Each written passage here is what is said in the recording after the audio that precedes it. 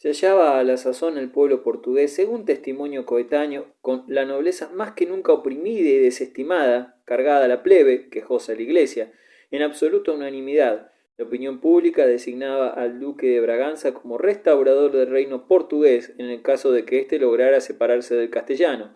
Por su parte, el duque, de carácter indolente, se encontraba hostigado de continuo por su esposa, una española ambiciosa que prefería ser reina una hora que duquesa toda la vida.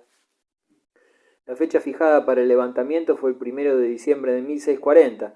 A los 6 meses escasos de la rebelión de Cataluña, el duque de Braganza fue proclamado Juan IV, rey de Portugal.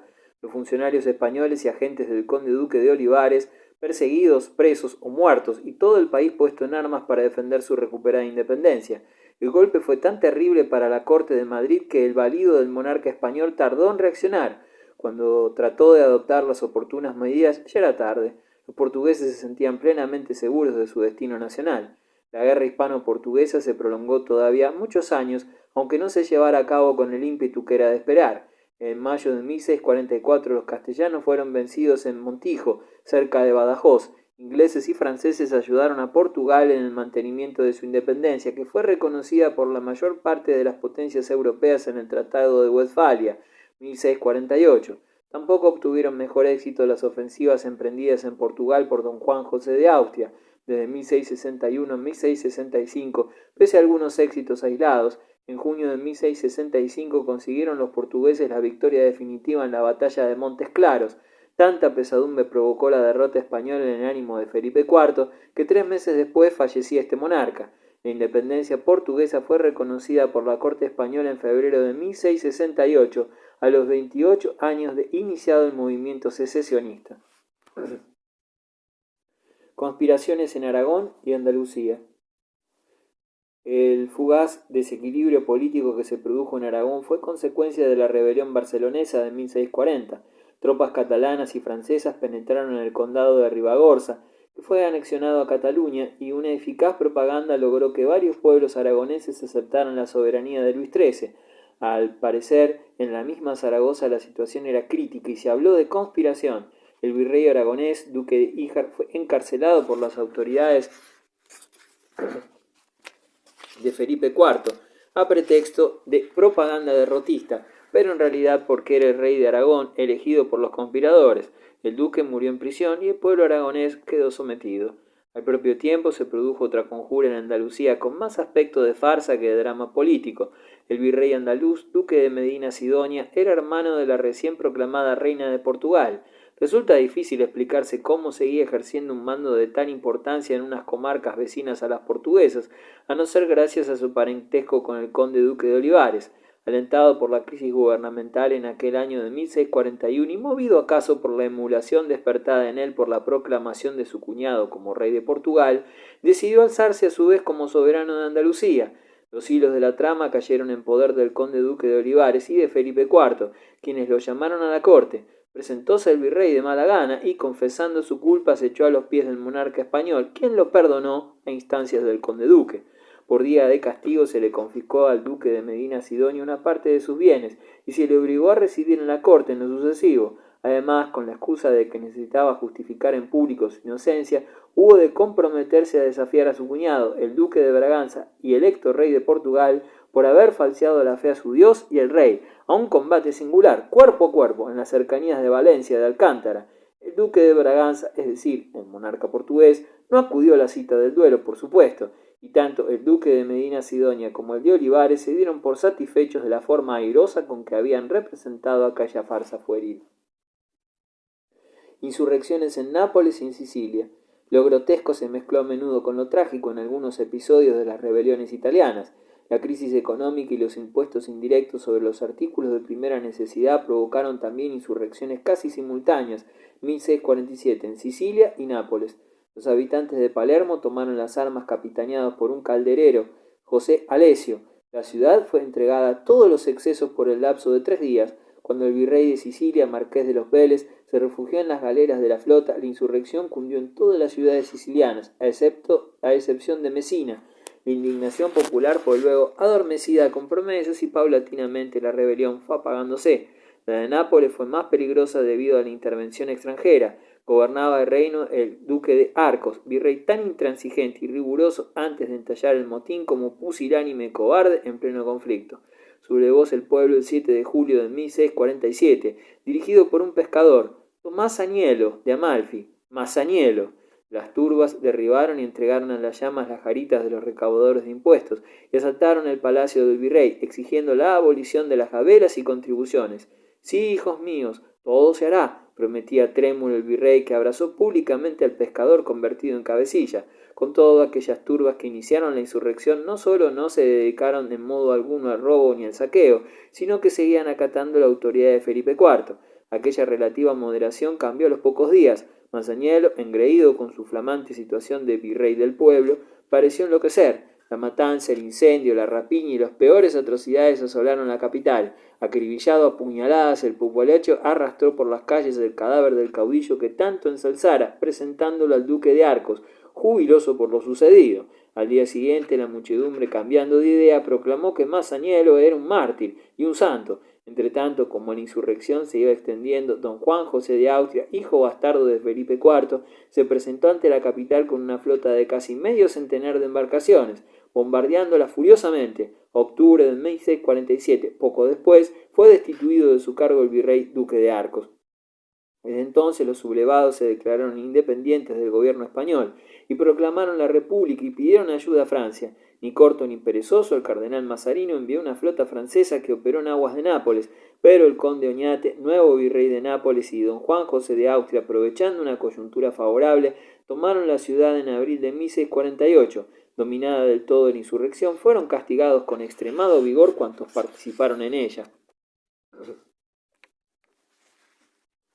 Ocaso y caída de una privanza.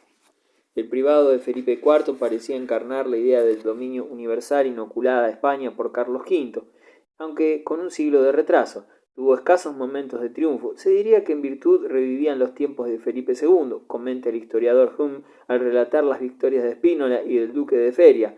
Lo cierto es que eran victorias pírricas que costaban muy caras, aunque no lo consideraran así los coetáneos. Los altivos españoles de entonces, embriagados de gloria, y que eran para el conde duque como espolonazos que lo impelían a su desenfrenada carrera. Triunfos efímeros como el del cardenal infante en Nordlingen, 1634, la llegada feliz de los galeones de América en 1635 y 1637, repletos como nunca de tesoros con que enjugar la espantosa penuria nacional, las victorias del marqués de Leganés, pariente y protegido de Olivares en Milán, 1636, y en 1638 la jornada de Fuenterrabía contra los franceses, por la que hubo también delirio popular.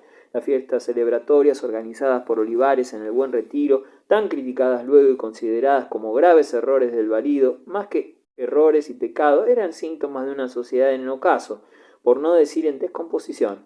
Después de la victoria de Fuenterrabía, su secreta ambición de gran capitán, que no fue nunca, tuvo su manifestación típica. Quiso perpetuarse en un retrato clásico, el de la estatua ecuestre que pintó Velázquez, nada ridículo, sino trágico por ser el retrato de una subconsciencia imperativa y frustrada, llena de hinchada vanidad. Como señala Marañón, nadie había sospechado que debajo de la armadura latía una infinita pena y que el gesto imperativo del general era una de esas muecas de actor viejo que sabe poner cara de circunstancias sin contar con el corazón.